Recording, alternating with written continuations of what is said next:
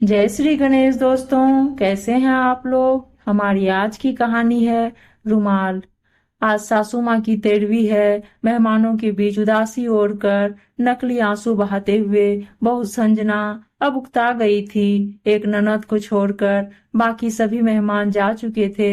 अब उसे इंतजार था सास की विरासत में छोड़ी हुई चीजें देखने का। उनकी अलमीरा के चाबी की जानकारी केवल ननद मीना को ही थी। उसने सबके सामने अलमीरा खोली। सामने ही लॉकर की चाबी और एक कागज का पुर्जा पड़ा था। मीना ने माँ का लिखा हुआ संदेश पढ़ा। माँ ने अपने जेवर इकलौती पोती और बेटी के नाम किए थे। कैश रुपयों पर बेटे का अधिकार था। उनके सभी नए पुराने कपड़े गरीब महिलाओं में बांट दिए जाने का जिक्र था। एक सीलबंद पैकेट था जिसके ऊपर एक पिन किए हुए कागज पर लिखा हुआ था, यह पैकेट बहू के लिए है, लेकिन वो इसे अपने बेटे, मेरे पोते अनुज की शादी के 1 वर्ष बाद ही खोल सकेगी। मेरी अंतिम इच्छा के अनुसार तब तक यह बैंक के लॉकर में रख दिया जाए। बेटे ने वह पैकेट बैंक के लॉकर में रखवा दिया। दिन गुजरते गए। 6 महीने बाद अनुज की शादी हो गई। सगाई पहले ही हो चुकी थी। बहू आराधना के घर में आते ही संजना ने कुछ राहत महसूस की। अब वो अपना ध्यान अपने पति और अपने स्वास्थ्य पर ही देना चाहती थी। वह बात बात पर बहू को निर्देश देती, लेकिन आराधना उसके कहे को एक कान से सुनकर दूसरे से झटक देती। सास की कही हर बात का उल्टा जवाब देती। धीरे धीरे उसने सास को रसोई से बेदखल कर दिया। समय गुजरता रहा और संजना हालात से समझौता करती गई। अब पुराना संयुक्त परिवारों का जमाना नहीं रहा जब सास बहू पर हावी हुआ करती थी।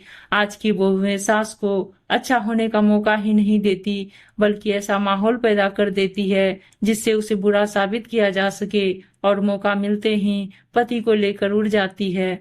गई सदी के इतिहास के वो पन्ने जब सास बहू पर हावी हुआ करती थी, आज की बहुओं ने फाड़ कर फेंक ही दिए हैं। सास कितनी भी पढ़ी लिखी और समझदार हो, लेकिन बहू स्वतंत्र ही रहना चाहती है और इसके लिए जाल बुनती ही रहती है, और सास का नाम ही परिवार की सूची से मिटा देना चाहती है। उसने भी तो यही किया था ना अपनी सास सुमित्रा के साथ।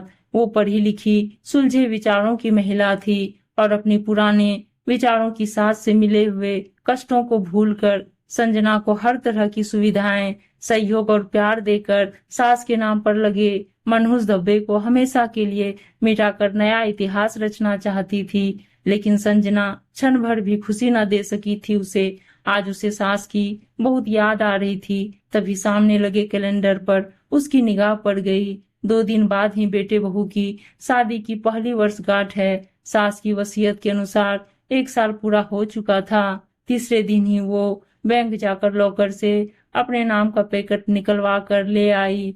मन में उथल पुथल मची हुई थी कि आखिर उसे सास ने क्या दिया होगा। बेटे बहू के इधर उधर होते ही उसने वो पैकेट खोल दिया। अंदर सास के तय किए हुए लगभग 1 दर्जन पुराने रुमाल थे और एक दूसरा पैकेट भी था। देखकर अचानक उसकी आंखें एक सवाल लिए सिकुड़ गई। साथ ही पिन किए हुए कागज पर लिखे शब्द पढ़ने लगी। बहू, ये वो रुमाल हैं जिनसे मैं बेटे का विवाह होने के 1 साल बाद से मृत्यु पर्यंत आंसू पोंछती रही। पढ़कर उसकी आंखों से अविरल आंसू बहने लगे। रोते रोते उसने दूसरा पैकेट खोला। उसमें उतने ही बिल्कुल नए रुमाल थे और वैसा ही कागज का टुकड़ा पिन किया हुआ था। उसे कहीं से सास की आवाज सुनाई दी, बहू रो रही हो ना, ये रुमाल तुम्हें अपनी अंतिम सांस तक आंसू पोंछने के काम आएंगे। और उसने एक रुमाल उठाकर अपने आंसू पोंछ लिए। उम्मीद है दोस्तों कहानी अच्छी लगी होगी, और अच्छी अच्छी कहानियां सुनने के लिए चैनल को सब्सक्राइब जरूर कर लीजिएगा। धन्यवाद दोस्तों।